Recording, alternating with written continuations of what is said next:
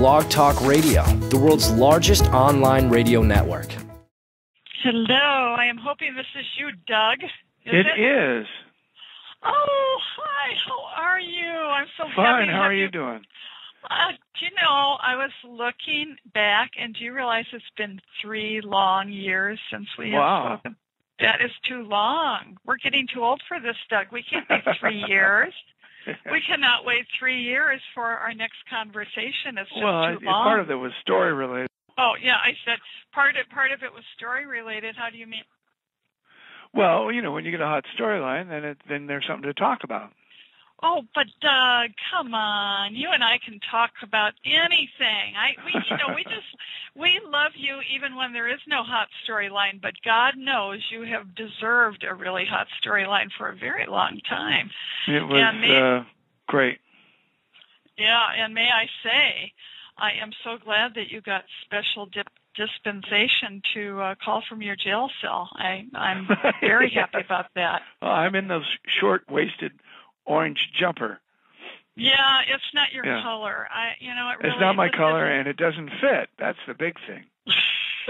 Well, the other thing is it clashes with that suntan that you mysteriously got in jail. How did that happen? Well, actually, it does fade because I tried to stay out of the sun once I was in jail. Oh, you did, yeah. It's kind of hard, though. It's kind of hard living in California to stay out of the sun. Especially in this weather. Well, Doug, first of all, I am joining thousands of people that are absolutely mesmerized and awed by your amazing work. As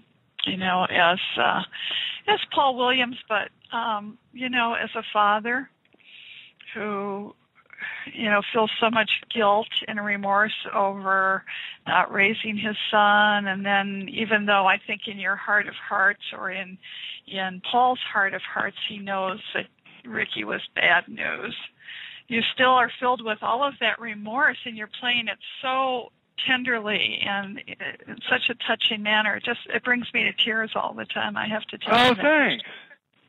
Thanks. I'm glad I make you cry. Yeah. Well, no. I mean, that's our job is to make you feel what our characters are feeling, and certainly it's been a tough time for Paul. It was, I think, the brainchild of Tony Marino, which is one of our producers, and he suggested it to the writing staff, and they ran with it. They wove it together in a pretty interesting fashion, creating a story for a bunch of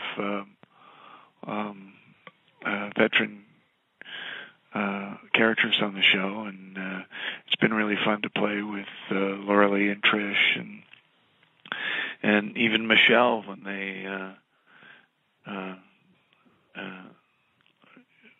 put her into the brought up the hit and run thing again, Yeah. Oh, yeah, that was good. I'm glad they brought that back because I am sure I'm not the only one that's sick to death of Phyllis getting away with murder. I'm sick of her. I want her to go to the big house, and I want her to stay there for a good long time. Yeah, let her have a short-waisted orange jumper. You know what? I think that orange jumper that you're wearing would probably fit her perfectly, don't you think? Oh, yeah. I think it was Sharon's. I think we have one jumper. Oh my God, that's so funny. You're right, and so many people get to wear it. I know. Yeah. This is something, as a very, very, very long time, we've talked about this before. I've been watching since 1975. Yes, I was a year old, but hey, I was very ahead of my time.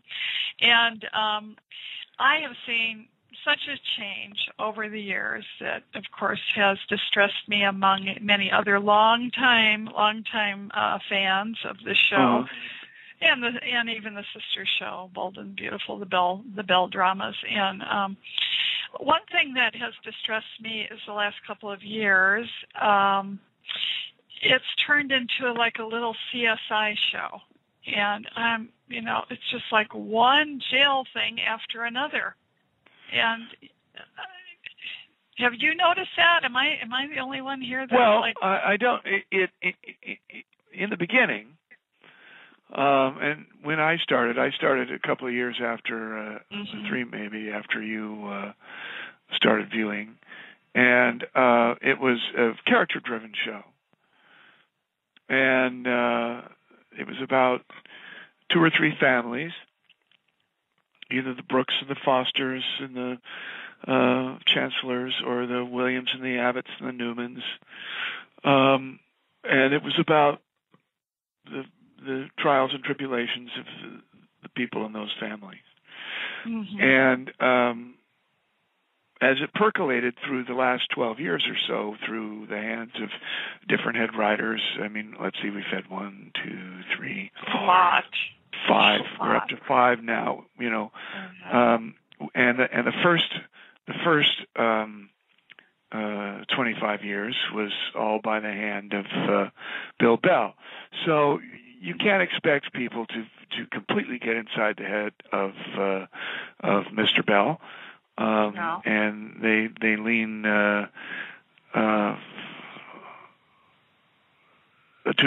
where they function the best. They also that he created, and not an easy task even in those days, to create his own show and then maintain his own show, because he maintained the ability to do it by himself and not have any input from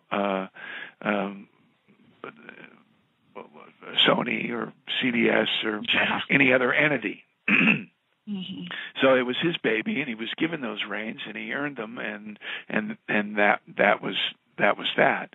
But now it's a different story, you know. Sure. He's the guy that created the show, so everybody thinks they have an idea and a better idea than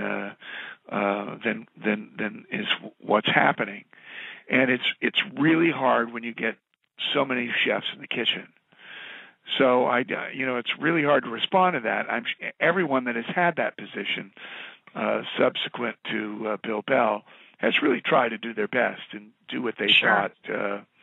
Some of it I agree with, some of it I don't agree with. But I never felt ever that anyone in that position was trying to ruin it or change it or. I think everyone had the best intentions of putting the best show on the air as they possibly could, and I think that continues today. We had an actors meeting that Jill Farron Phelps called, and with Josh Griffith, who has been there before. Yeah. He was writing under Lynn Latham, and then he helped us through a very, very difficult time during the writer's strike. Oh, I remember that. He turned core and gave up a lot of what he'd earned to keep the show on the air. And he knows the show, at least the last 6 years or so. Sure. I mean, whenever Lynn Latham started, that's when he started. So he knows characters. So it's not like we have a new head writer that doesn't know anything about the show. I don't really understand any of the politics that have gone into the change, or and it's not really my position to comment on it. I will say that Bill Bell Sr. gave me my start, and I am supremely loyal to him, his wife, and his family. So, but that being said, I know in my heart of hearts that he would want the best show possible, even beyond his time on Earth. So, and I have every expectation that Jill Farron Phelps and Josh Griffith will try and make it the best show they possibly know how to make it. And as far as the the decisions they make. They are empowered to make and follow what they think is the right thing to do. And as a company, I don't know that we have any choice but to remain united and stick together and continue to be loyal to our fans as they have been loyal to us. Yeah, I agree. It's very distressing. There has been a recent report that the plan is to turn it into a whole different kind of a show than it used to be, and to kind of ease out the senior characters, which is very distressing. I've only heard that from the internet. I've got to tell you that my conversations with Steve Kent at Sony and hearing what Jill had to say today, and also the way Josh Griffith writes, I haven't heard any of that from, or even CBS for that matter. So I don't know where it's coming from. They've had Hollywood Heights is not The Young and the Restless. But I do know that when I spoke with Steve Kent, he and I agreed on the fact that we need to be loyal to our longtime viewers. Yeah. And so I don't know if they're telling me what I want to hear, or it's how they honestly believe. But I felt each of those people were very sincere when they were speaking with me. Well, and I agree with everything you say, being an outsider, just a viewer, but of course the viewers are what keeps the show on the air and makes it number one.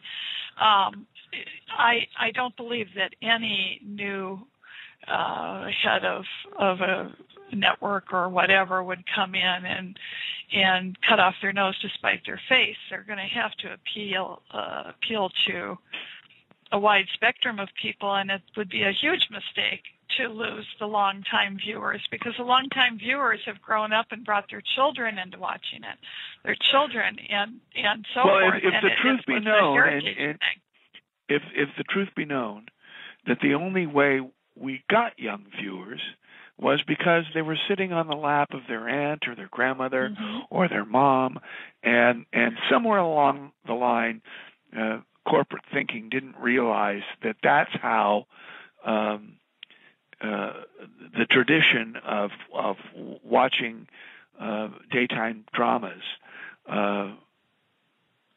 happened.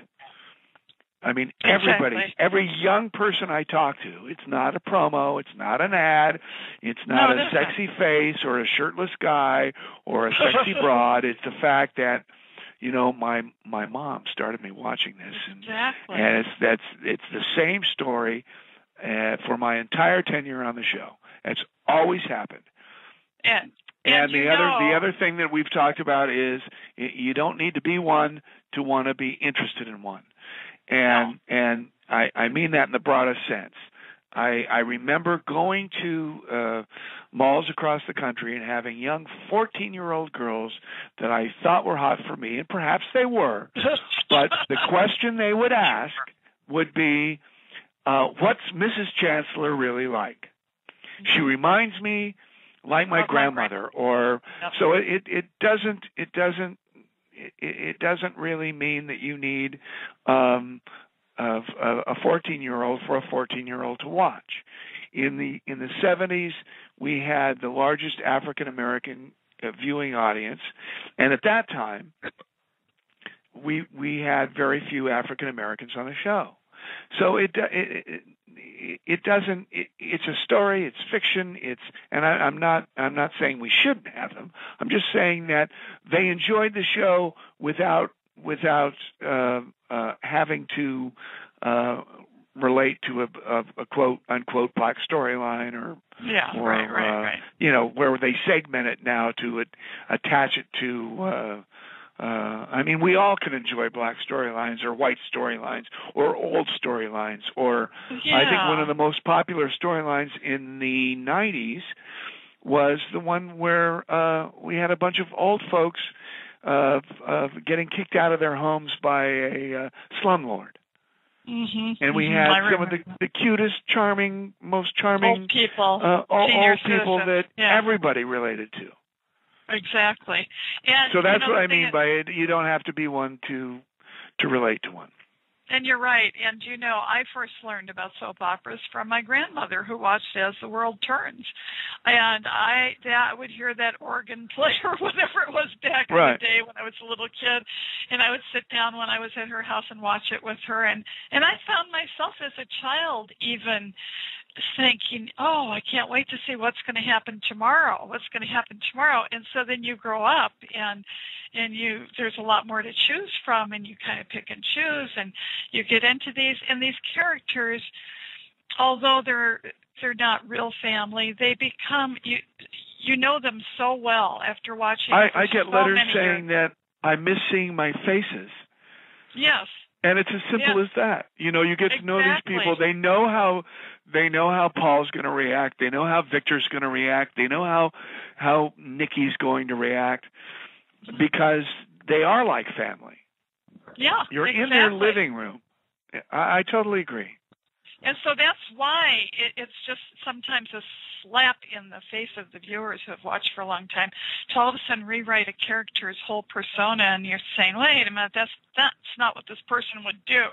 So that gets a little frustrating, and that does happen. I will say, and not in support, but in forgiveness, that there are so many people making so many demands on what you're supposed to do and what you're not supposed to do, and you can't do this and you can't do that. So what happens is they try and please everybody, and it puts them in a very difficult position. Sure. So and that goes back to what I was saying earlier about, I don't think there was anyone that held that position that really didn't try and do their best and please everybody. But you can't do it. The thing was, Bill Bell was king, and nobody told him what to do. And he came in with things written on his napkins and his hand, but he's one in a million. Yeah, he's one in a million. I don't know how to say it any differently. That you don't. He was strong when he had to be, and compassionate when he had to be. We were lucky to have him as long as we did. Oh God, yes. I mean, he's amazing, absolutely amazing. I am very happy, though, that they have brought back some characters, like, for example, Nina. Tricia Cass has always been an amazing actress, but, the thing that I'm concerned about, Doug, is we've talked about this 3 years ago, and I have to admit I still don't think it's happened, but maybe you can enlighten me. Has Paul gotten laid yet? I don't think so. Oh my God! I wish that were the case, right. but It's not right. Victor can go off and marry a woman that's a third his age, and they'll still show him carrying him up the stairs and everything. Paul doesn't get anybody. I mean, what happens to Nina? She comes and she goes. She comes and she goes. And I mean, you need to have a serious throwdown, Doug. You need to have a throwdown, and I mean in every sense of the word. You need to have a throwdown with Nina and just. Here's a little picadillo I have. How many people? Why do we have to make love on sofas? Why do adult people have to make love on sofas? Well, and why? I mean, they be glad that they don't have you in the dumpster like Phyllis and Deacon. They did it on top of a dumpster. I mean, my God, imagine what that would do to your back. Especially if it were trash day. No, especially, if trash had already been picked up, you got nothing. You got nothing to rest on. I mean, that's really, really bad. So now Paul is in the big house. he's decided that he wants to be punished. Well, I'm just at the station, I think, aren't I? Well, yeah, you haven't actually gone. I haven't gone to prison yet. I'm just at the station. But you want to go to the big house, but Paul, then you got to worry about holding on to the soap. You got to worry about so many things once you get there. Yeah, why do you can't, Doug? You cannot let them send Paul to the big house. I think switch out the jumpsuit, switch it out with Sharon, Sharon's going to get into something now too. I see where she's going to try and go head to head with Victor. Good luck on that. But just switch him out with Phyllis, who has deserved to be in there for many years, and nobody will miss her. And you can go on and get Nina in a throwdown. I mean, that's what we really get you out of jail, out of that disgusting orange jumpsuit and into the sack. And, hopefully it's something softer than a dumpster. And not a sofa. Yes, exactly. We have a caller, Pam, who's been holding on so patiently. Pam, say hi to Doug. I know you've been waiting patiently. Is that Pam Rogers? Yes, it is, Doug. How'd you guess? Okay. I thought it might be. Hi, baby. Hi, how are you? How are you doing? Good. You know what? Trisha's husband's in town tonight. Your what? Trisha Cass' husband is in town tonight, Bat McGrath.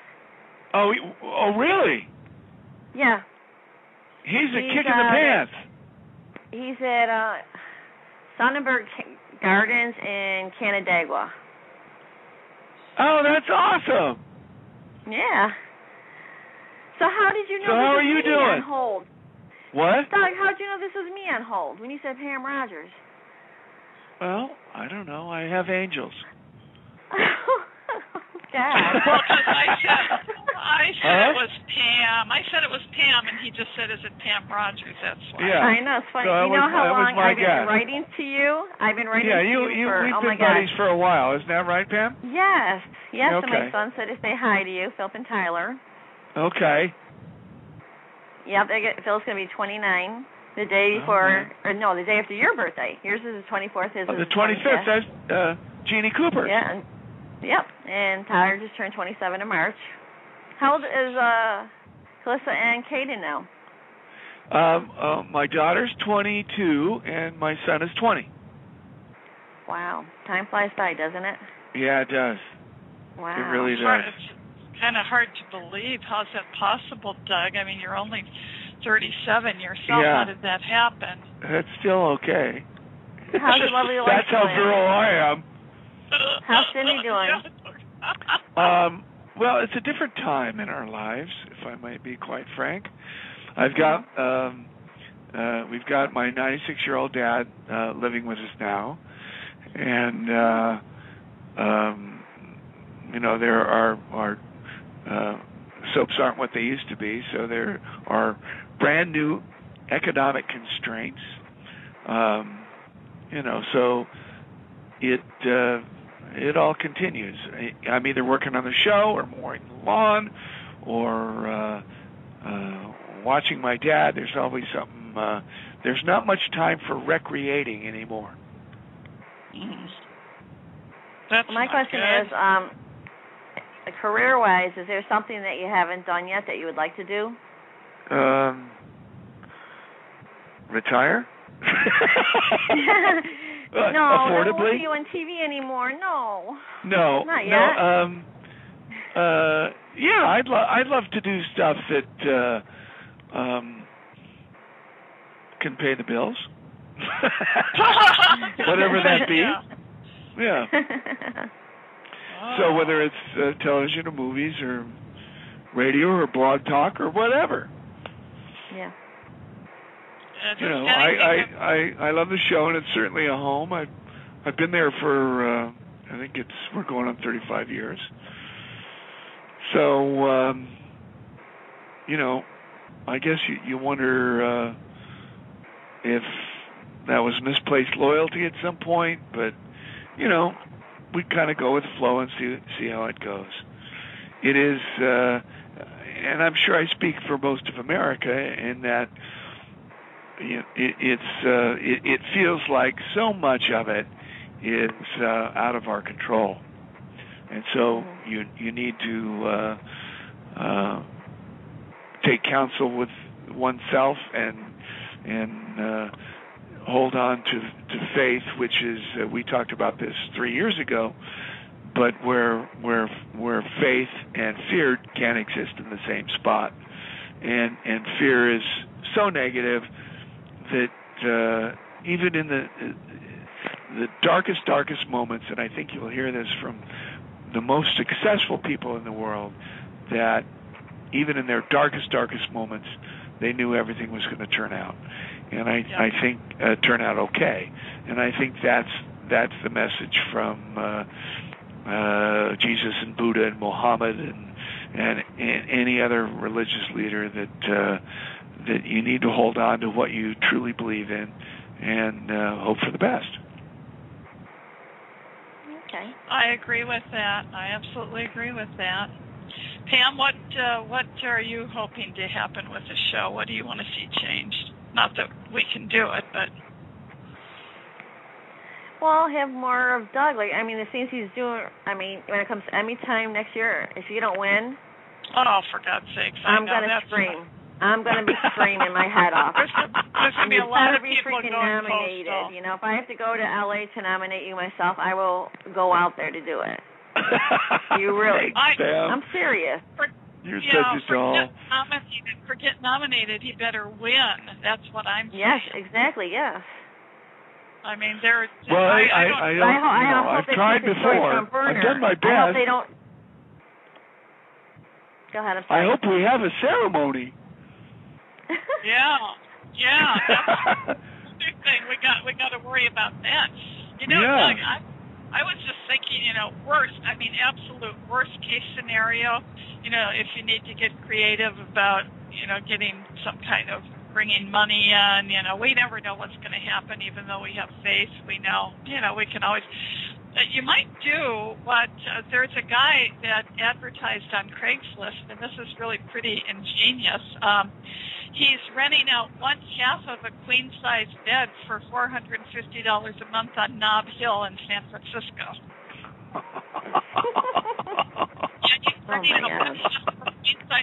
And he says he specifies no couples, no guests, and it includes limited shared use of the kitchen, extending only to the microwave and toaster, but apparently offers unlimited snoring. Conveniently located. Oh my God.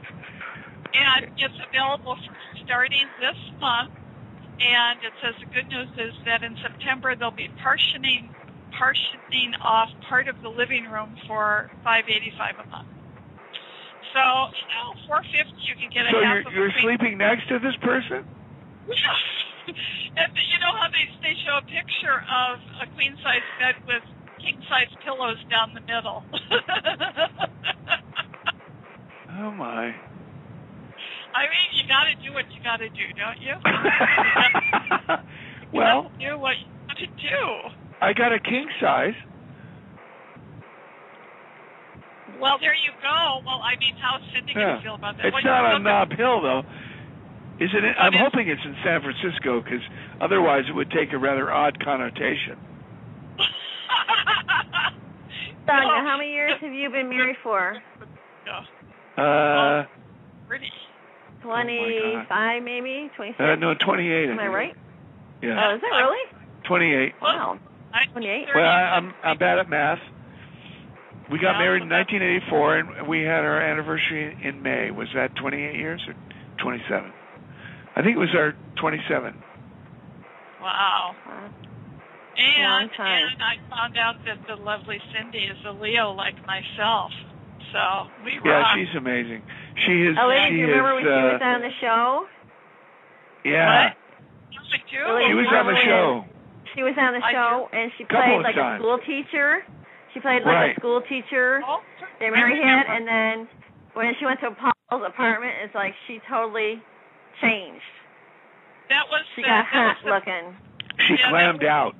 Exactly. That was the best job that she ever took, because she met her future husband. Well, actually, we were married already. Oh, you were already married when she was on the show? Well, she was on twice. She stole Victor's car in 1979. But see, you weren't married yet then. Didn't she meet you through the show? Didn't she meet you through the show? Well, then she came on and was part of the religious cult. Yes. Oh, I remember. D'Amico and all that. Yep. And then we got married, and then she came on as a school teacher. If I remember correctly, which is very possible. Was the character's name Dana? Yes. Dana, yes. Also. Yeah. Pam, you're awesome. I remember all that stuff, too. Going back, I remember all those early years. I remember how you first met Victor Newman was that he hired you to feed Michael in the cellar of his, Well, first we met at a gas station, right? Yes. Because I was working at a gas station. Yes, you were, Yeah, and we were, the truth be known, we couldn't get through it without laughing. And he was wearing this big cowboy hat, and he covered his face with the brim of the hat because he was laughing. And I wasn't so lucky because I wasn't wearing a hat. So I got in trouble for laughing, and he didn't because he dipped his brow. Well, but that was a million years ago. It was a million years ago, but I remember you coming down to the cellar with your little briefcase, and he had this big, I remember exactly what it looked like. It was all stone, big stone with a jail cell bars on it. Yeah. Didn't we see them rats and stuff? Yes, horrible things. And yeah, wasn't it? And I think the actor was Nick Benedict. Oh, yeah. Yes, he had dark curly hair. I can just see him perfectly. Yeah. And I remember you doing that. And to imagine that you did that for him back in those days and turned out to be such an upstanding son murderer now. Yes. No. Oh, my God. It almost sounds Korean. And he was married to Julia, and he was so... Julia was a writer. Didn't she... she became a writer after that. Yeah. And General Hospital. Her last gig was on General Hospital. Well, I'm not saying it's hard to work with Eric, but he drove a very beautiful actress to become a writer. Well, we already know it's hard with Victor Newman, so I don't know about Eric, but he plays the role very, very well, to be sure. And there are certain people we cannot and will not even consider the show without, and that is, of course, you are one of them. We want Nikki, we want you, we got to have Victor. Victor and Jack. I was watching it back when Jack was played by Terry Lester. God rest his soul. He died young. But I thought he did a good job too. But he did a great job. He did. He really played Smiling Jack up to the hilt. I thought he did great. So many different characters come and go, but our core characters we want to have. And in fact, now when you came onto the show in '78, had they already written off the Brooks family and the? No, that came when the show went to an hour. Okay. It's all in the book. There's a book out about Bill Bell. I know. I want to read that. I really do. I had to write it. It tells you, and there's a pretty good story about what Paul did for him. And I didn't really understand it completely until, way after the fact. But he built a family around this character that didn't even have a last name in the 70s. And it was his spearhead into the hour. Well, I know. Back then we had the Brooks and the Prentices. Lance Prentice went on to become Eric Forrester. So he went to the Sister Soap and even changed identities. But he was still Lance Prentice, and then there was Lucas, the son Luke. There was Lucas and Lance, and forgot who the father was, but that was the mother, Vanessa. She wore a veil over her face because she had been burned or something. That was some good writing back then, I gotta say. But that's because Bill Bell was writing. That's why it was so good. Yeah. Sure. Really great. Really, really good. But I don't think anybody could ever in the industry beat his writing. Now, Doug, you ever need a writer? You can't really compare it to contemporary, because you have to understand the time period in which he wrote. So, looking at the shows now would do him a disservice, because you wouldn't understand the world at that time. But for those of us who remember the 70s and the and that period in the 80s, and he wrote specifically for his time period, and for a soap to be on cutting edge is pretty remarkable.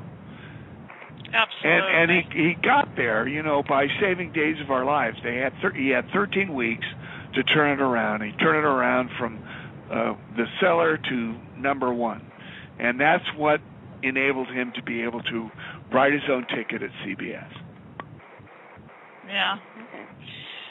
Well, Doug, I have to get going. The guy's obsessed. The guy was obsessed. He wanted his show. I had envisioned him Christmas morning with his red flare pen in hand, while the kids are opening their packages. He's writing stories about all the characters on The Young and the Restless. And I think that's something that Lee understood and all his kids understood. That's just who he was. He was that focused. Yeah, he was. Well, he Doug, was wonderful. It's been a pleasure. I will go because I'm sure there's other callers that are waiting to talk to you. But thank you, and I love you to death. Thanks so much for calling in and waiting and doing all that stuff. I love you. Right. Take care, and okay. And we'll talk via the internet and Facebook. Yeah. Yes, it's always good. Good old Facebook. Thanks so much.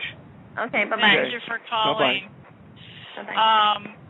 I actually had 3 callers waiting for you before the show, and they haven't called back yet. They said, we'll call back in 15 minutes, so I don't know what happened, but hopefully they will. However, we do have a few questions from the chat room. What is your favorite all-time favorite guest star that you have had on The Young and the Restless? Oh, wow. There's been so many, I know. All-time favorite guest star.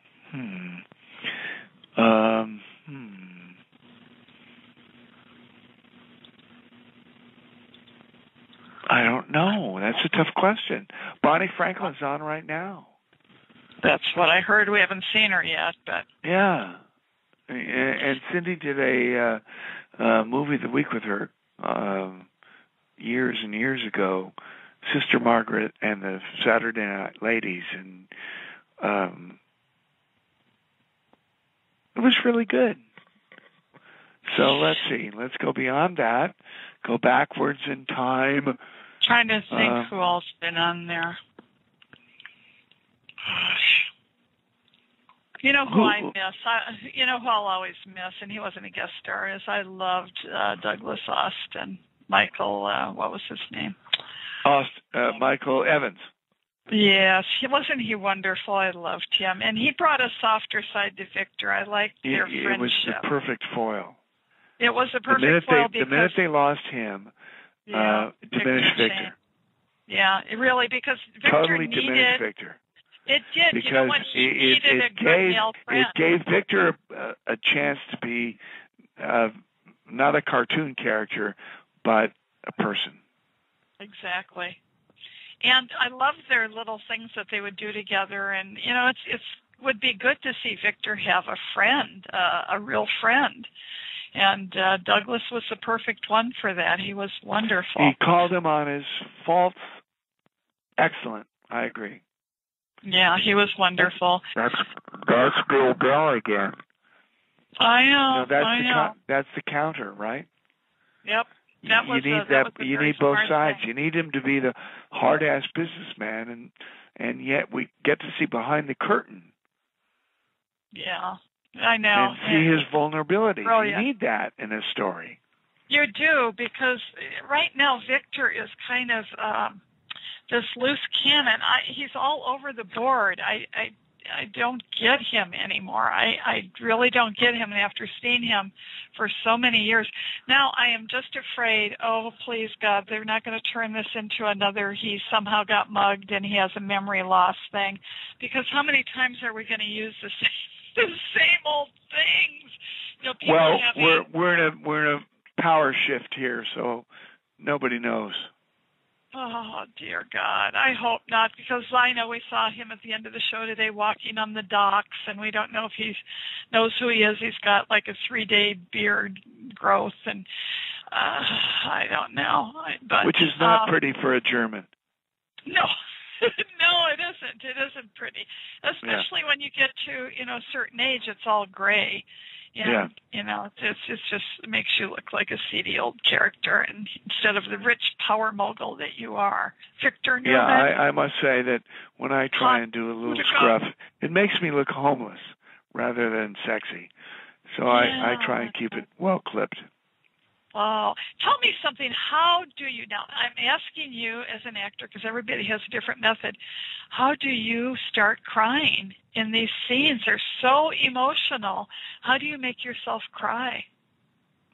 It's a big game of pretend. You trick your body into believing it's true. I mean, that's what I do. For me, it's all truth. If I don't believe it, I don't expect anyone else to believe it. So, so you when I was going through all of this, I spent a lot of time at CBS. I would treat it like a movie set on location, where I wouldn't get too far away from it. So it became my reality. I lived in my dressing room, and I worked, and the consecutive days I'd spend there. And if I had 3 or 4 days off, then I would go home. But I would never get. I would spend my evening learning lines and figuring out where I was coming from, and then so that was pretty much. What I was doing and what I enjoy. It was a pleasure after being on the sidelines for so long to have something to do. Oh, me. Hello?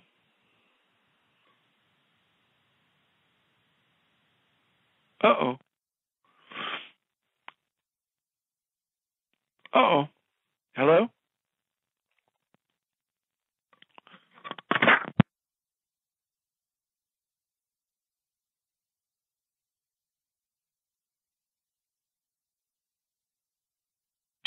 Hi, everybody. I lost Doug, and I don't have his number, so I'm hoping he will call back in.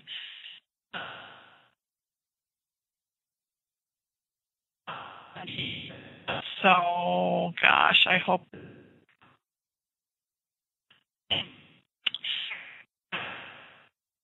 Happened all of a sudden.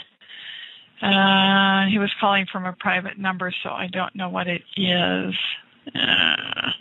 I can't call him because I don't have the number that he called from. I have his old number, but we'll wait a couple minutes and see if he calls in. In the meantime, while I'm waiting, I'm going to quick run off an email to his wife, and hopefully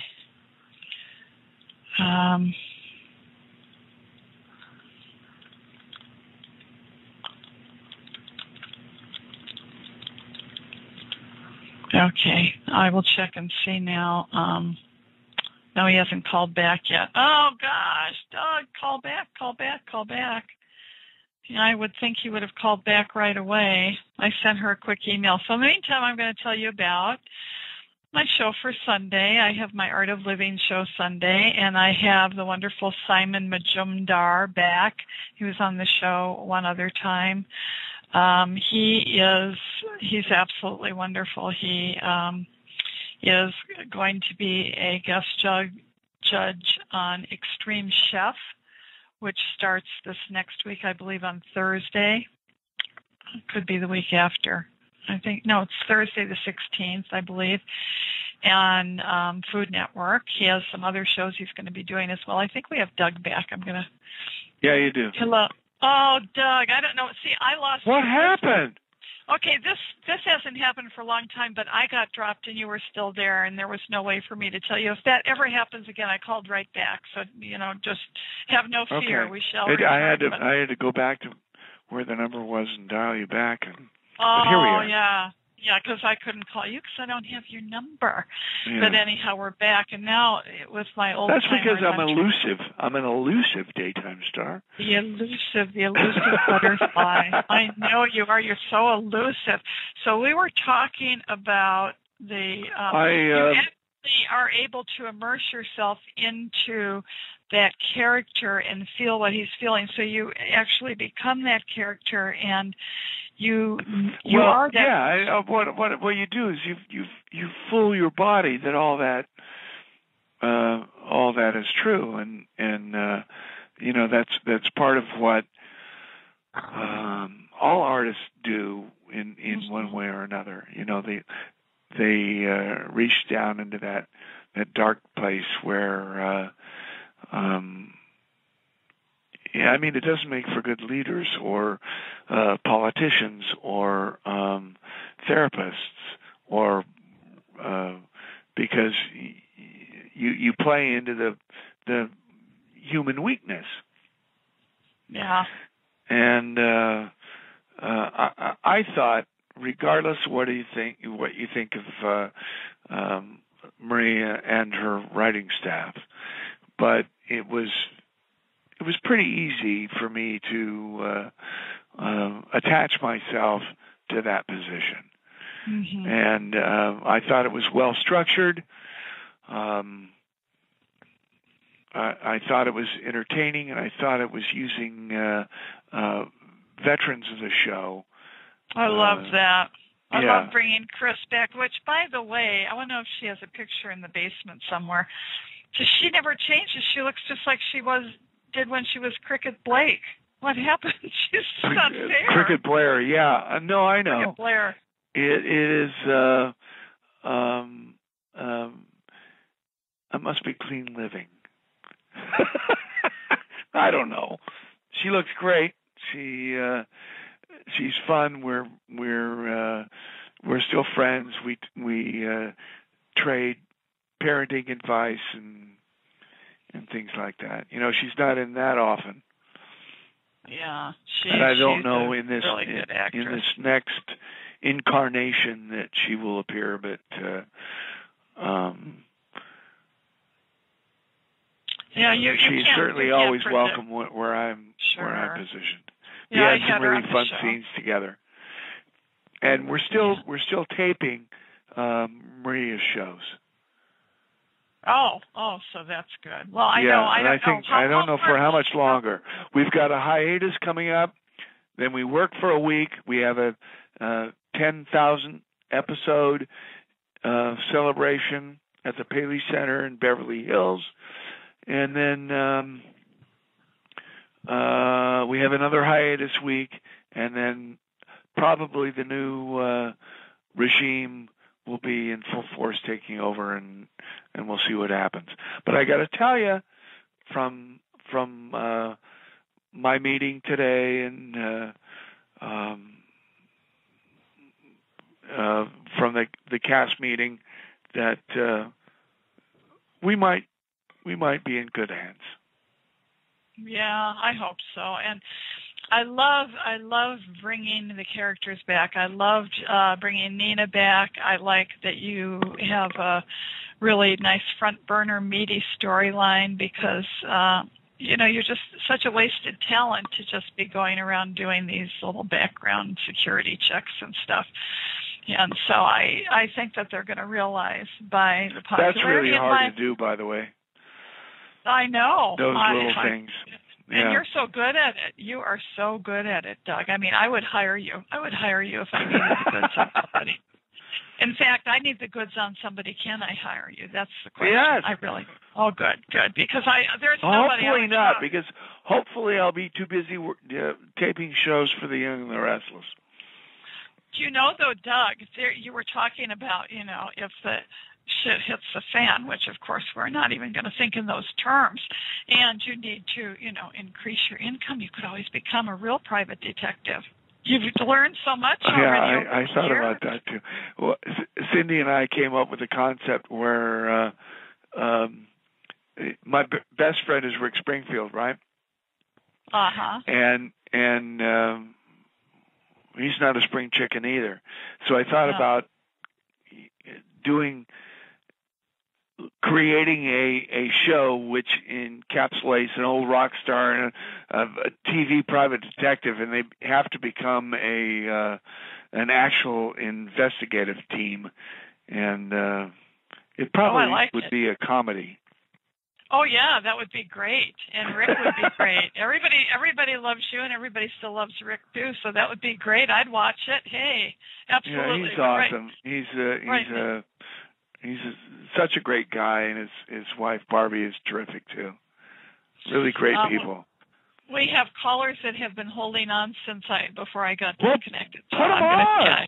Okay, I know you're tired of talking to me. To keep them holding. I don't want to keep them holding. Wait a minute, you're sick of me already? Oh, Doug, no. We've been through together. Okay, 204. You are on the air with Doug Davidson. Who's this, and where are you calling from?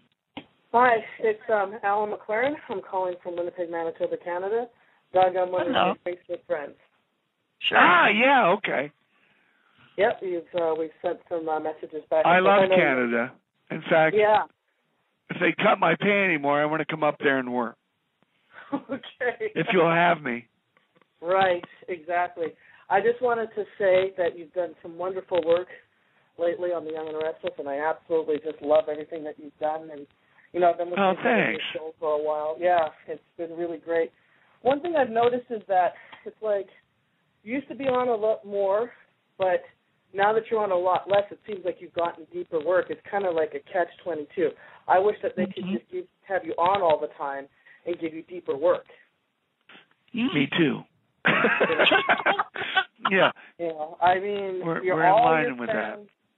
Yeah, all your fans. It is there's a couple of factors I think that are involved in that, and one is just plain aging. You lose your mom and your dad ages, and you wonder about what life is about, and your whole perspective changes. Your kids get older; they still don't listen to you,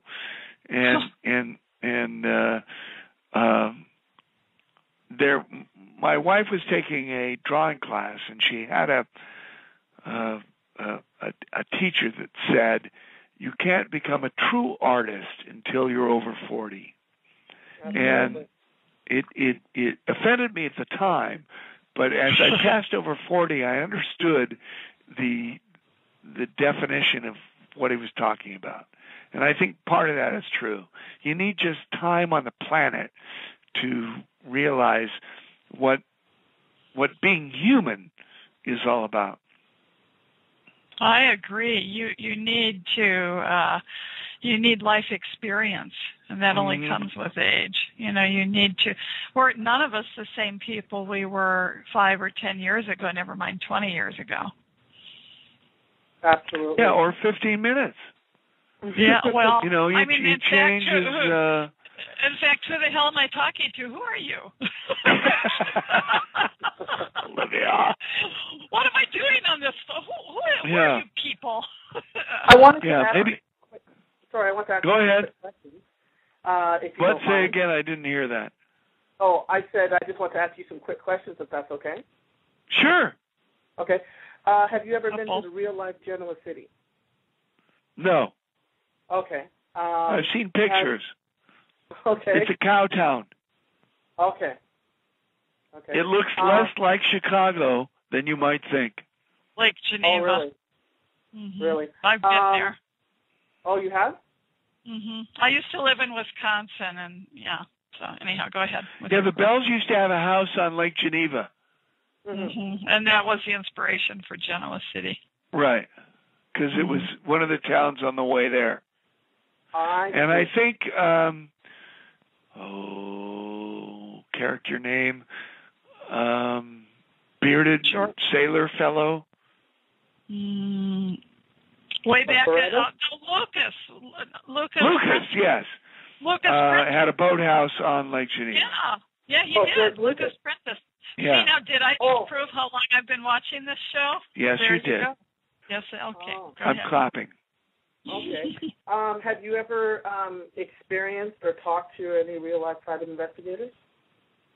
Yes, because I was trying to find Carolyn Conwell, the woman that played Mary Williams, and all the numbers I called were no good. And on Rick's cruise, some of the people on there were ex-police chiefs and present private investigators. And so I talked to them about trying to track her down. Okay. Oh, awesome. So, yes. Yeah, I think, like I said before, I mean, we're all rooting for your character to get more story, and we want all of them, not just you, I'll just use the characters' names. We want more and more in the mix. We want Michael, we want Neil, and everybody. I think Young and the Restless is one of the shows that actually, the power base, and I think the whole, if you have to put it all, is the veterans. We really want the veterans. I mean, you need new people too, you need new blood, but to be integrated. Like, it's been very well integrated with you and Heather. But the one thing I wish is that they would get Heather to call Paul Dad more. That's the only thing. It changed her last. Yeah, I'm waiting for that. Yeah, I heard that. I heard that too. I'll tell that. I'll pass that on to Jennifer. Especially now that she is getting closer to him and she's seen how much she really does love him and care about him with this murder case and everything. It would be nice if just, one time she's leaving the room or something, she says Paul, and then she turns around and says Dad. I mean, that would be so meaningful. That would just bring everybody to tears. I need to write for this show. Hire me. Yeah, so do I. I would make I cry every day. Right, and I just want to say one last thing to Doug just before I let you go, so the other callers can get on. Doug, you are the father, husband, brother, castmate, and performer that we all deserve. God bless you, and I hope everything goes well for you, and we'll keep in touch with Facebook as we do. I know that you can't get back to everybody, but I always leave signs of encouragement. Thank you very much. I try my best. I really do. All right. Oh, you're so sweet. All right, then. Thank you, Thanks so much. Love you. Okay. Oh, that's so great. That makes all the pain and anxiety and worry and fret worthwhile. Well, and I got to say that all those people on Facebook and wherever they are, in the tough, dark times when I'm not written in, and they're supportive, and it's awesome. It really. It buoys me to continue the fight. It really is inspiring. And another thing I wanted to say to Alan when he was on the line, and I'm sure everybody in the chat room will echo with me, if you want something to happen, you have to get behind it and write letters. They're going to listen. If there's enough letters making enough of the same requests, they're going to pay attention. And, you've got to do the walk, not just talk the talk. You got to get out there and do the walk, write letters to support the show, and write letters to say what you feel as a longtime listener and viewer that you really want to see. I mean, seriously, you can't just be passive and say, when something goes the way of the dinosaur, gee, I'm really sorry to see that happen. I loved it so much. Well, if you love something so much, put your passion behind helping to save it and make it better. I'm off my soapbox. We have another call from 610. Hello. Well, hello, my dear friend Olivia. It's Rodney. Hi, Doug. Oh, Rodney. Hi. Rodney, how are you? Yes, this is me. I talked to Doug about in 2010 on your show. Hopefully you remember me, Doug. Yeah. Rodney, it was 2009. I just looked it up, and it was almost a year. Was it 09? Within a week. It was a whole 3 years already. Yes, I waited patiently. I almost forgot about the show. Thankfully, I check Olivia's page religiously because she's such a dear friend. And I remembered that it was tonight. Excellent, Rodney.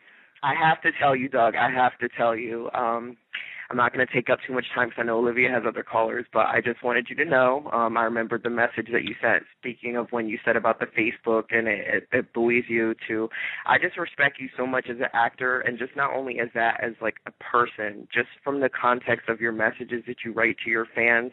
It's like you're very philanthropic. You're very philosophical. Like I remember the book you recommended me to read, and you're just a very yes, I loved it. You're just a very interesting, intrepid individual, and you're a core cast member for that show.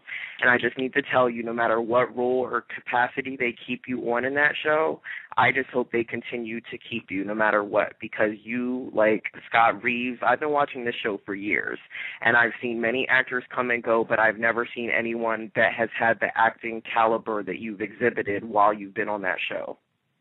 Oh, Rodney, that's awesome. And I just want you to know that. Melody Thomas Scott, I love her. I'm coming to California the last week in August because I won a contest with Michael Muni, and I'm having lunch with him. But I didn't know. Michael Muni. Goody.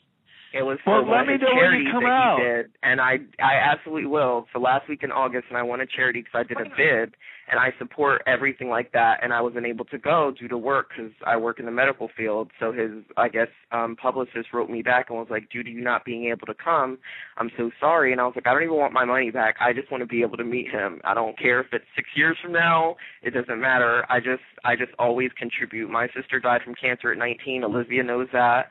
And I just always contribute to things like that. But I was like, it doesn't matter if it's a year from now, but I had to tell you that because I think that actors are very, some of them are so underrated and people don't appreciate their art and their talent, and you need to know that.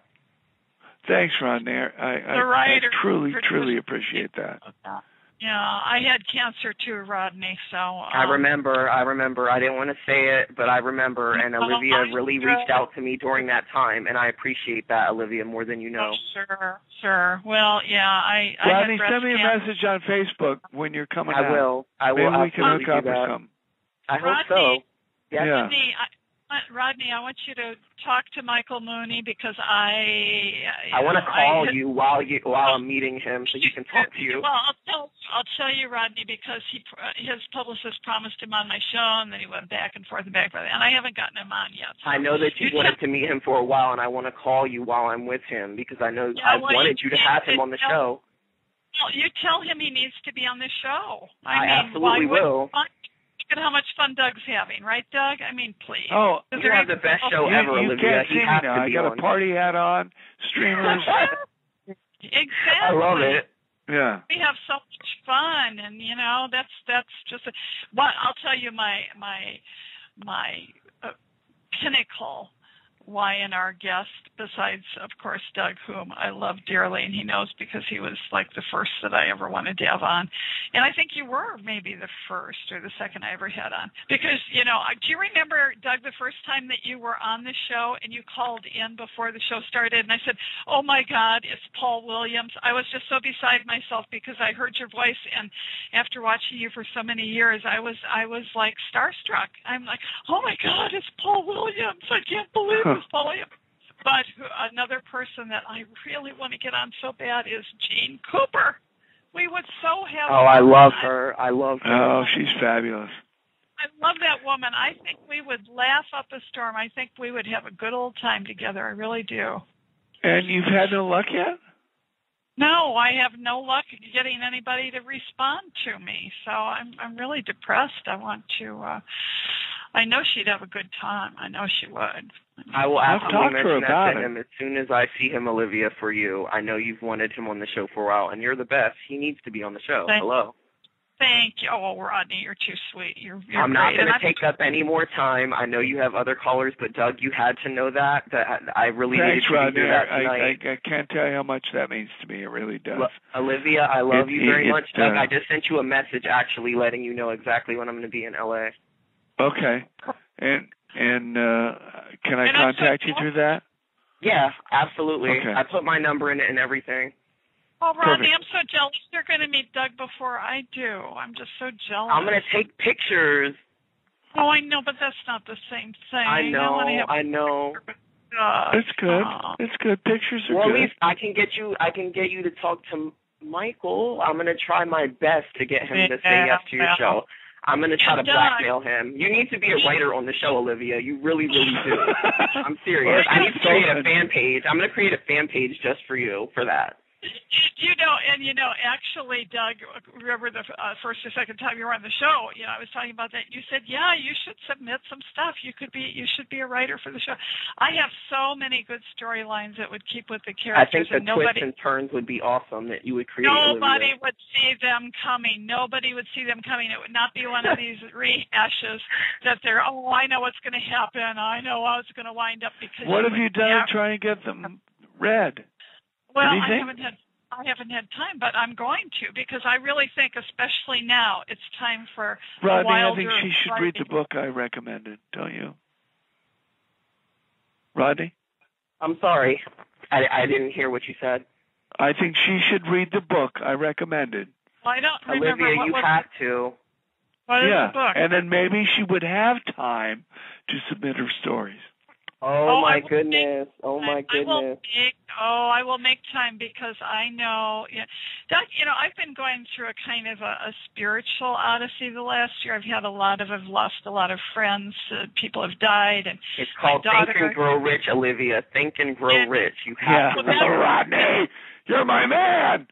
I listen to what you say. But that's awesome. Been working on my spiritual quest. I went to Assisi, Italy on a silent spiritual retreat over Christmas all by myself. It was quite an Think and Grow Rich is a spiritual odyssey. I know. It totally is. I'm ready for that. I'm Think and Grow Rich. Do you know Napoleon who wrote it? Hill. He started writing it in 1917. Oh my God! And you can still get it? Yeah, absolutely. It's free. It's free on the internet. Rich Napoleon Hill. Yep. Napoleon. I'm typing it right now. Hill. And that was from a 2009 Facebook message, Olivia, November 24th of 2009. Oh, I love Rodney. I love Amazon for $5 or $7. I don't forget stuff like that. But it's also on the internet. You can read it off the web for free. Yes. Okay. Now, Site Advocate says Paul and Nikki should have married back in 2009. 2009. That was her fault. Left me at the altar. Nikki, I don't know. I have to say, much as I love Jack, I don't see any chemistry between them whatsoever. I don't like them together. She deserves the mustache. Let's face it. Just, put them back together and let Sharon go wreak some trouble elsewhere. I see Sharon and what's his name? Oh God, I just forgot his name. Come on, help me, Rodney. The rich guy. The one that was with Ashley. That was married to Ashley. I just got a brain fart. Are you talking about Don Diamond? Tucker? You're talking about Tucker? Tucker McCall. I can see Sharon and Tucker McCall getting some hot. Oh, that would be hot.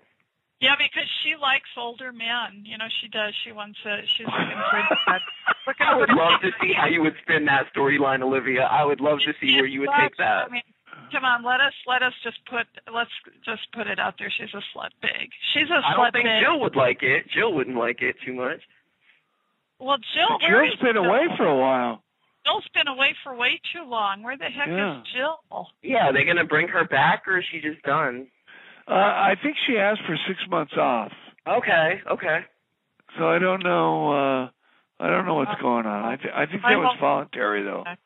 Okay. Yeah, I hope she does come back. I know Eileen didn't ask for 6 months off. That was kind of a surprise. So yeah. I was sorry to see her go, but I would like, I don't know, Sharon. I think Sharon should go back and live on the farm with that guy. You know, pick the hay out. Go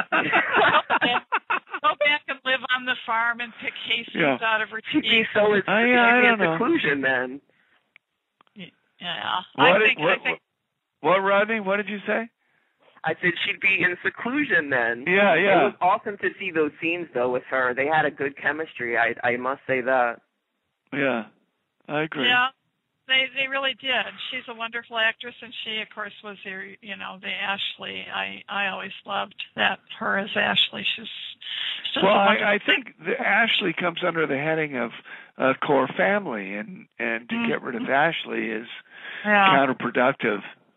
Oh, which reminds me, I was so happy to see Beth Maitland coming back occasionally. I love Tracy. Tracy. Awesome. She's such a wonderful actress. She's a wonderful actress. And I like, excuse me for saying this, I like to see somebody on the show that doesn't have abs of steel. I mean, let's be real. In the real world, we're not all, modeled out of clay in these perfect bodies. Tracy is a real deal. I must say that there again is Bill Bell's genius. I agree. And he even had a storyline about her weight problem way back when beginning. I remember that. But she's such a wonderful actress. She's just like she's a really sweet person too. Yeah, she's very, very good. I love. You look her in the eye, and it comes right back. It's excellent. She has wonderful, beautiful, soulful eyes. You can really see all of her emotion in her eyes, and I like people like that. You do too. And by the way, Doug, your eyes get really blue when you cry. So not that I'm saying you cry all the time. I don't think you should cry all the time. I mean, I don't either. This is the reason why you need to write for the show, Olivia. That reason right there. Yeah. Yeah. That you can differentiate when actors need to and not to cry in excess and less than of. You need to be on the show. Yeah, I think that's so true. Okay, the first thing I would do is I'd send Sharon to jail. Oh my God. Not Sharon. I'm sorry. I keep saying Sharon. I meant I would send Phyllis to jail. Oh, then yeah, absolutely. Eventually, Sharon would go live on the farm with the guy and pick hay seeds out of her teeth for a while so that we could get some other storyline going. One thing I would do is get rid of Daisy forever and ever. Amen. I don't ever want to see her face again on the show. We don't need Daisy back and that old thing, that old rehash. But she comes I would back, definitely, by the way. I would. She's a marvelous actress. Well, yeah, whatever. But we need to get Paul laid is what we need. We need a hot chick for Paul. Let's see, who could we? Oh, how about Avery? Yeah, she's great too. Mm-hmm. She's a wonderful Paul and person. Avery, what do you think, Rodney? Paul and Avery, can we do that? How would that be? I think that might work. I absolutely think that could work. You could spin that several ways. Olivia, I love your mind. It is so amazingly devious and so smart. It's insane. This is what we'll do. Avery and Paul, hot times in the old cell tonight. I love it. Think of what the Genoa City newspaper would have to say about that. Yeah. I love it. There'll be hot times. Olivia, you're totally squandering your talent. I need you to really take this seriously. I need you to really write for the show, seriously. And I have to say, as far as you got to read the book, Rodney. Olivia, you have to read the book. You have to read the book. Yeah. It changed my life. Seriously, you have to read the book. 3 feet from gold. Oh my God, I'm going to. I need that in my life, you guys. I feel like this is a pivotal moment. Once you start reading it, Olivia, you're going to have an epiphany like you've never had before. I can assure you of that. I have a pivotal moment in my life right now with you. Hey, Rodney, tell me about yourself. What do you do? I am actually, I actually work in the medical field. I am a medical assistant. I'm going to medical school. I'm thinking about either pediatrics or oncology, obviously with my sister and stuff like that. But I definitely want to do something better. I want to give back. Like, when my patients come to see me, that's like, I don't lie to them. I keep it real with them, but I'm compassionate. It's not about a time frame. Oh, you're here for a 20-minute appointment. That's not what I'm about. Like, when they leave my office, like, they know that they're in the best hands possible, because I know what that's like to be on the other end and see a family disintegrate. My sister died the day before my mom's birthday, and I can't even tell you on the phone what that did to my family. So I took a vow upon myself to personally put myself in someone else's shoes, to be on the other side and give that same compassion that other people gave to me, including Olivia, while I was going through that time, and even years after. This year will be 11 years since she died, and I still feel like I went to the Army for 5 years. I've been all over the world, but I feel like this is my passion. This is something that I need to do, and if it's a vessel through me, that after reading that book, like, if I can give back somehow, some way to someone else and be there for them the way other people were there for me, I think that it was all worth it. And I don't think that any of what I've done is... What town do you hail from? I am from Pennsylvania, little small town. I'm like about maybe 45 minutes outside of Philadelphia. But I'm currently in New York right now. Just took a vacation just to visit my cousin and some family. I'm very deeply family-oriented, so I feel like the medical field is where I need to be. I love babies, so it's between pediatrics and oncology and geriatrics. Like, I want to do all three. How old are you? I'm only 28. I'll be 29 on August 30th. Awesome. Such a baby. I don't want you. I don't want to put you guys on the spot or anything, in case you really feel like singing to me. My birthday is on Monday. I will sing to you, Olivia. I'm an amazing singer. I think both of you should sing Happy Birthday to me. I'll follow you. Come on, follow. Okay. Your birthday's on Monday, Olivia? Monday, August the 13th. Me, Alfred Hitchcock, Fidel Castro, and God help me, Danny Bonaducci. Wow. Oh my God. I'm going to sing to you right now. Are you ready? Seriously. Yeah, we're ready. Go. I was born ready. 1, 2, 3. Happy birthday to you. Happy birthday to you.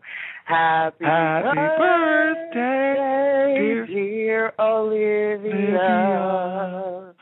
Happy birthday to you. Rodney did a better job. No, you both did a beautiful job. You are excellent, Doug. I wish I could have been on a cruise with you guys. I just follow you, man. Cruises and I'm jealous. I just follow you, man. Voice. And you don't even know how happy I am that I didn't hear the second verse. How old are you? I would never do that to you. That is so rude and inappropriate. There's no way I'm going to tell you that. Because I don't like to lie. I don't like to lie. I love Olivia, you're gorgeous. Stop it. Yeah, I'm an old fart. I'm practically Gene Cooper's age, so don't even go there. Where are you now? Are you in California? I'm in Monterey Bay, beautiful Santa Cruz. Yeah, okay. Yeah, I am. What's the weather like? Oh, it's beautiful. It's so gorgeous. We had, finally the fog came in this morning. It's been kind of toasty the last few days, no fog in the morning. And, they usually call it foggus because it's so foggy up here. But there was such heavy fog this morning. I'm up on a hill, and there's an ocean view down below, and you could not even see the hill, never mind the ocean. So it was, it's beautiful right now. I'd say it's probably about 62 degrees. It's beautiful. Loving it. Instead of Scottsdale, Arizona, where it is actually Hottsdale, Arizona right now. So I'm glad to be away from there for a while.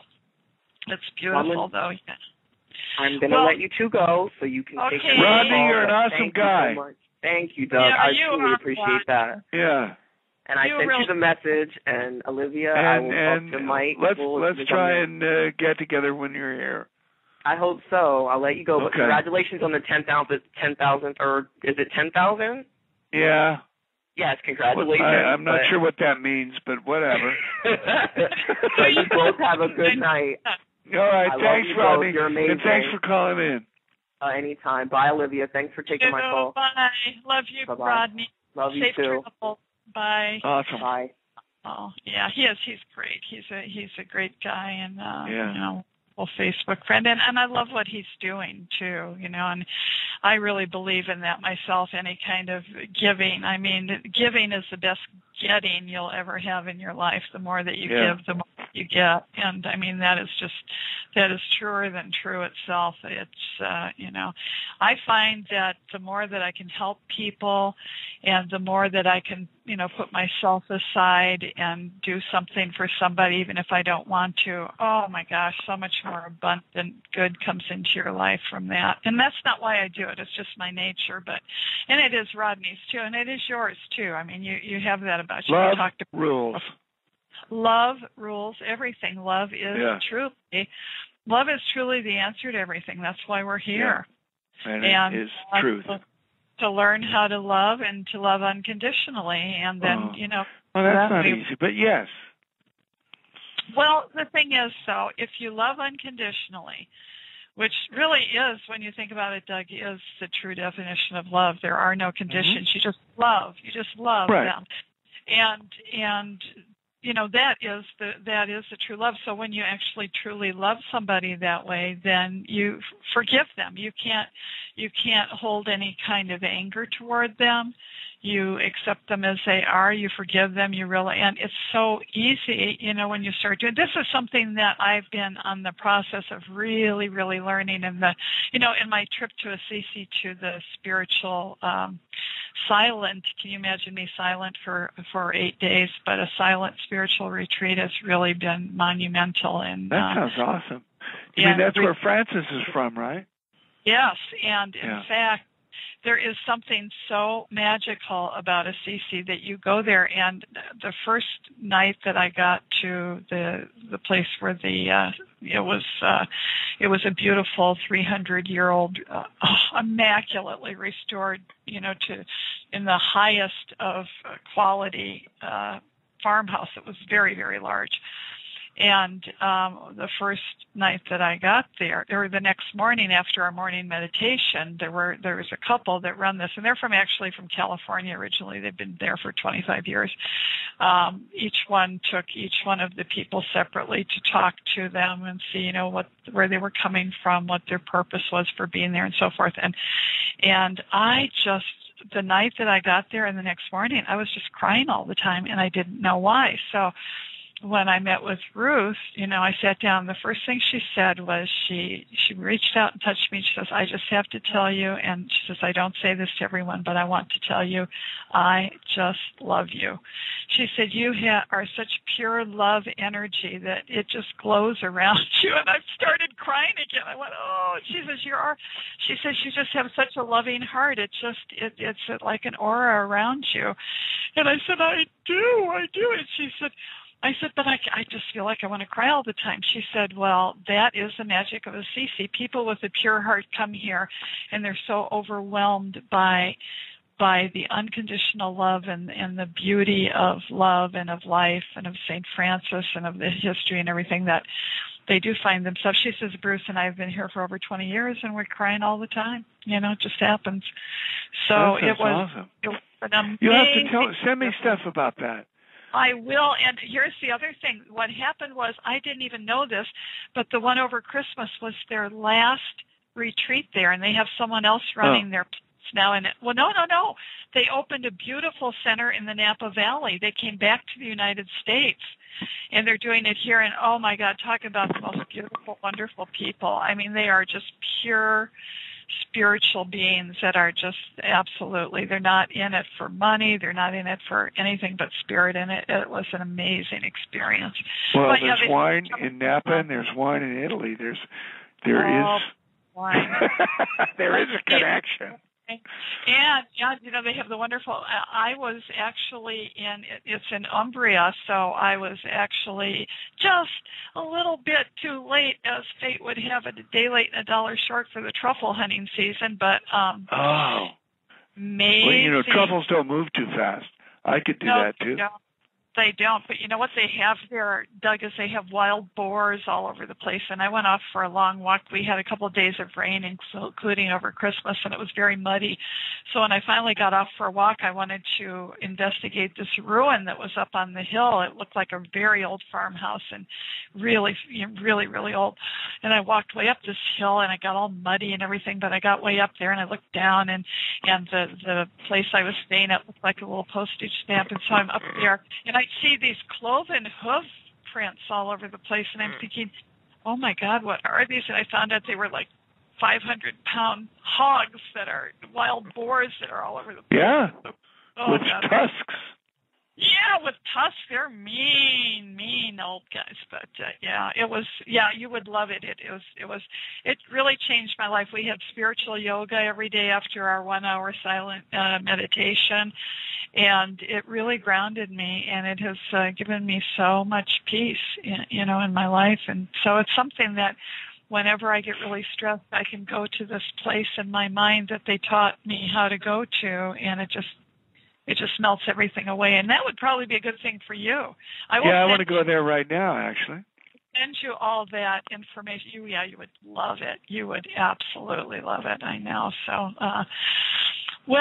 so what about the storyline with Paul? How far in advance do you tape? I can never remember. They're all different. I don't know, because it's difficult for me to watch myself, so I don't. Just question. Tricia wanted to know if you watch yourself, and do you watch any other soaps? No. No.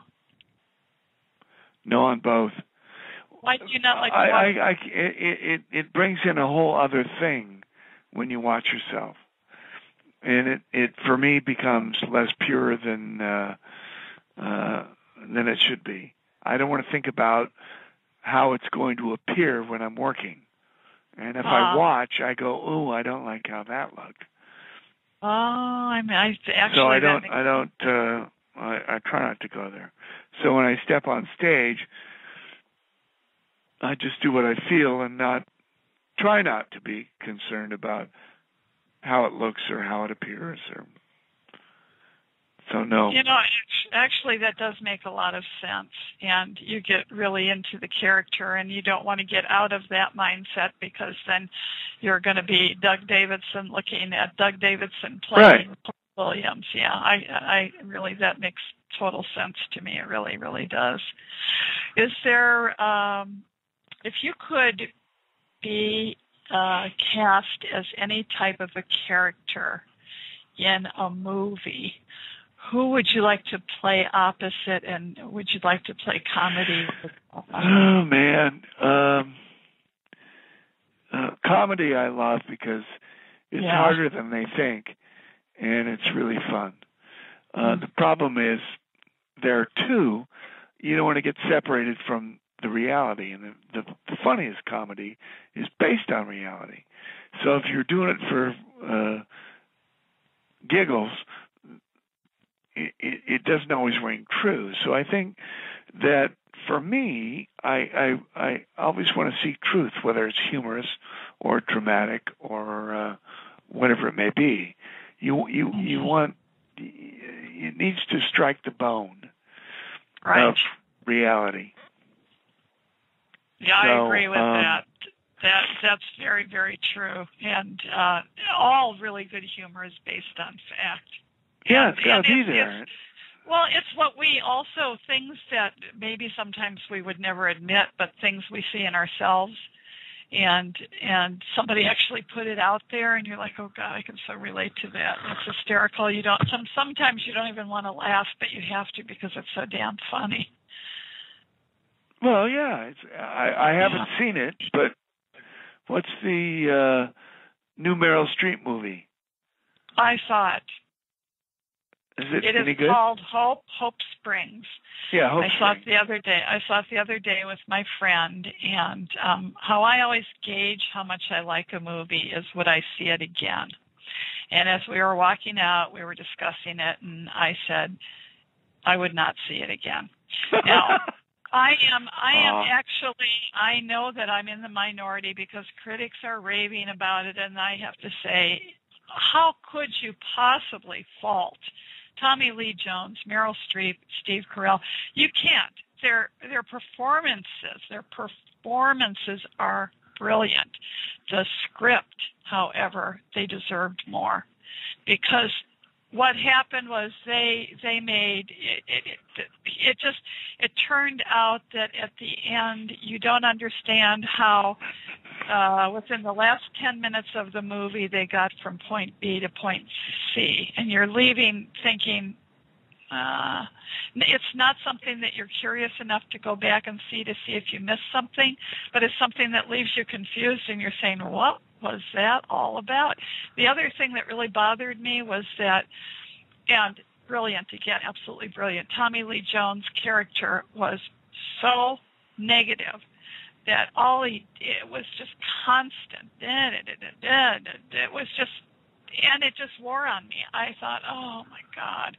I'm thinking in my mind, why does she want to save this marriage? This man is so annoying. But again, brilliant performances, beautiful scenery. I love the actors. Did not like the script that much. I did not like, I was disappointed in that. But, they can make anything wonderful. If you're good enough, you can. I mean, let's face it. So that was my opinion. No, I would not see it again. The only movie that I saw actually it wasn't recently. My favorite movie of last year was The Way. Nobody even saw it. Best movie, period, bar none, last year. Martin Sheen, Emilio Estevez, best movie. But I can't really think of any movies I've seen recently this year that I would see again. Do you go to movies often? No. Do you like to go to movies, but you just don't have time, or you just don't? Yeah, at this time in my life, I have no. I explained I have no recreation time, so there's an imbalance, and that's just the way it is right now. But you do like Netflix. If you have time, you wouldn't bother to go out. You just watch. Well, I don't. It's that simple. Well, it's prioritizing. And if you have no time, I'm not a person that watches movies at home. I've never used Netflix. I don't like to watch them on TV. I do that a lot when I can, but I don't have the time for that. Yeah, I like the theater experience, but you're right. You only have so much time, and this storyline that you're playing must be exhausting, isn't it? Yeah, it is. But that if as I explained earlier in the interview, that I'm either working at home in the garden or with my dad, or and Cindy too, or at work. It takes me 2 hours to get to work. It was actors meeting today. I left at 11, got home at 6:30. Oh gosh! It just doesn't end. And then we've got kids. We still try and guide.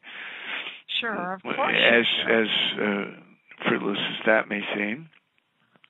And it's what time is it? It's 8:34. I haven't eaten yet. Oh, well, you're going to go. Don't you worry. I'm not going to. I'm feeling mean. I'm feeling like, oh, what a meanie I am. I haven't poked my head in to see how my dad's doing. Which, so, it just keeps going. And happy birthday to your dad. I thought that was so wonderful on Facebook the other day. God bless him, 96 years old. I am so happy that you have your dad still with you, that you can celebrate. It's sad. I mean, it's a double-edged sword, because he doesn't remember stuff, and then he does, and he lives here. We see him all the time, and he goes, "My family doesn't visit me." Well, it's that's the tough part about being a relative, is that that hits a nerve, and when he's living in a home or something, that can be true, but it certainly isn't here. Well, if he has a bad day, we all have a bad day. Yeah, of course. But, you treasure these times you have with them. I don't have either of my parents anymore. And, you look back on those times that maybe, weren't the easiest, and once they're not around anymore, you'd give anything to have those times back. So I know you already know that, and it's wonderful that you have him, and you're a good. Oh no, it's fabulous. I mean, it just good son it requires and a good husband you to be centered and understand that it's the thankless part that sure. egoless, the egoless part that you just let go, and all you try and do is, and that for me that comes and goes. Sometimes I'm overly selfish and can't help myself, and then I spend the next 3 days trying to forgive myself for being so obstinate and unfeeling, and I guess it's my part of life right now. I'm going to send you the simple little thing that we would do every morning before our spiritual yoga. That is the thing that has grounded me and brought me back every time. And it's just a very simple little phrase, and I think that it will work for you. I'm going to send awesome. you that. You should put it up for everybody too. Well, it is. It's very simple, but the problem is, we become so wound up in our ego. Our ego is what we live in. We live in our ego, which is our mind. Our mind is ego. If we are living in our spirit, we're not thinking about yesterday. We're not thinking about tomorrow. We're not thinking about shoulda, coulda, woulda. We're not thinking about I want this. Why didn't that work out? We're just spirit. So to bring yourself back to spirit and to have your higher self, God, the universe, whatever you want to call it, I believe in God, to be able to get that to come through all of this busyness of your ego. When you get a hunch, or you just get a sixth sense about something, that's your spirit coming through, because those always turn out to be right. And that's your spirit coming through. But the busier we are and the more that we are living in our egos and our minds, the less it's almost like you're putting a wall up, and your spirit doesn't come through, your sixth sense, your intuition, your God. No, I get that. So what we do is we would put our hands over our head and stand with our feet slightly apart, and you form your hands into a triangle so that the ends of your thumbs are touching and your fingers are forming a triangle. And you take deep breaths and you close your eyes and you say, I am present. I am listening. And I added on to that, I am grateful. And I start off my morning every day with that. And then, I've had friends say, so then what do you hear? And I say, well, maybe nothing, maybe everything. Maybe you hear a plane going by, or you hear the phone. But the point is, you're opening yourself. You're saying, I am present right here, right now with you. Like I am acting. Listening. I am open. Exactly. You can't expect a result. So if you get a result, then that's great. But Doug, since I've been doing that, and I do it every morning and every night, I have more things coming through to me now all the time than I ever did before. Things like, you lose something and immediately it comes through. Oh, there's where it is. Things that used to be all muddled in my brain, and it's so simple, but it really works. You just have to do it faithfully. But add the I'm grateful. I am grateful. I am grateful. Well, I think grateful is the key. Is perhaps maybe the most important. I do too. You have to be grateful. You have to, when you say you're grateful, I'm in the habit of constantly thankful all day for those things. And when you do that, you have more things to give thanks for because your mind is open. I'll be in the shower and I'll say, thank you for this shower. Thank you for the source that delivers this water to the pipes that deliver, and then just bring it down to that. And am I thinking about, I'm worried about this, I'm worried about that? I bring such a peace upon myself by doing that. It just works. It just absolutely works. And every time I leave my dressing room, I thank my dressing room for providing an atmosphere of creativity and calm and quiet. And like And I know you do, and that was the thing that you were talking about before too. Is you have to learn to realize that everything is going to be all right. And if you're living in the moment, everything is all right, because at the end of your life, if you could go over every moment in your life, there's probably 96% that you didn't need or want anything at all. But, no, right, and that's what I'm applying to the new power structure at The Young and the Restless.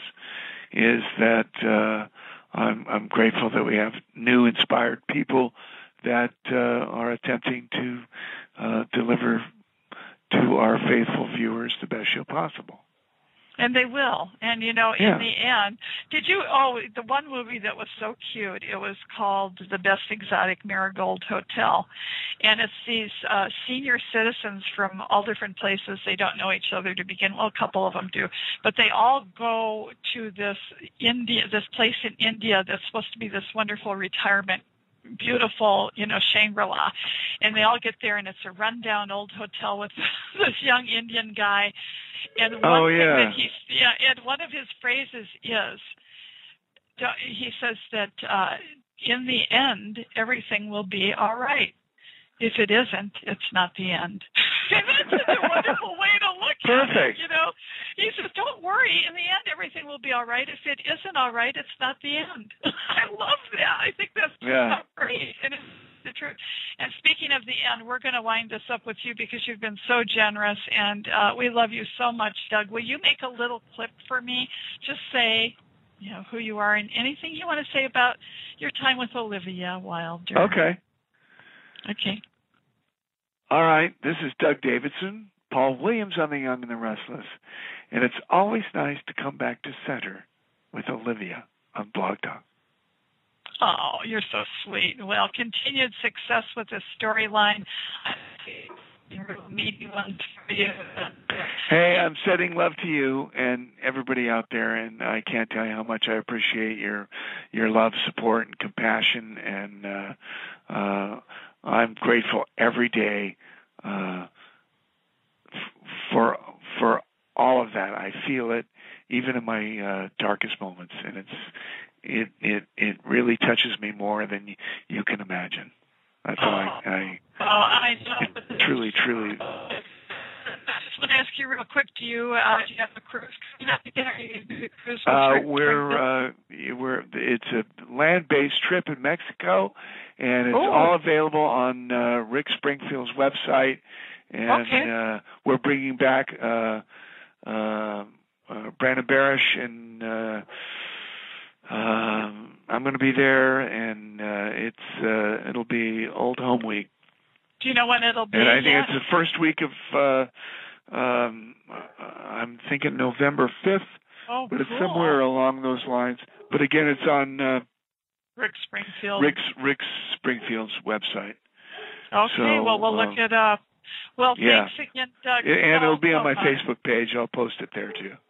Okay. It should be a great time. It's a new adventure, and it's not on a boat this time. So I like that. I might even go. I like that idea. It's really fun, and it's a great community, and it's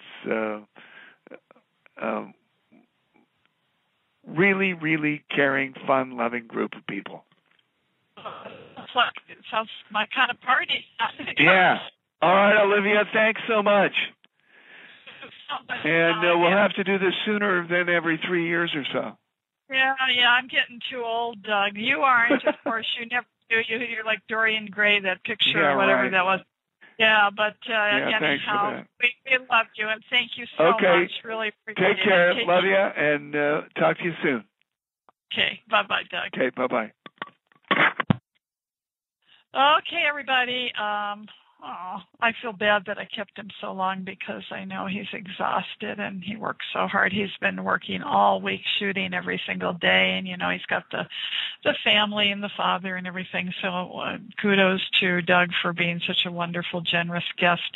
Sunday I will be back 6 p.m. Pacific, 9 Eastern with my Art of Living show, and that is featuring, as I started to tell you, Simon Majumdar, He is a judge on Extreme Chef, which is starting on Food Network on Thursday the 16th. I think the 16th is Thursday.